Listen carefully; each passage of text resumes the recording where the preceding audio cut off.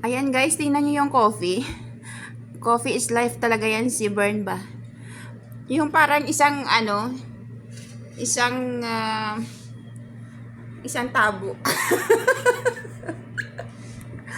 Parang isang tabo guys, yung kanyang coffee. Ang laki ng mug niya oh, siguro 3 mug yan. Ang kasya dyan. Parang 3 tao yung iinom. Ayan. Diba? Ganyan siya araw-araw. Tingnan daw. O, tingnan yung jowa niya daw. Oh. Diba? Ang gwapo ng jowa niya.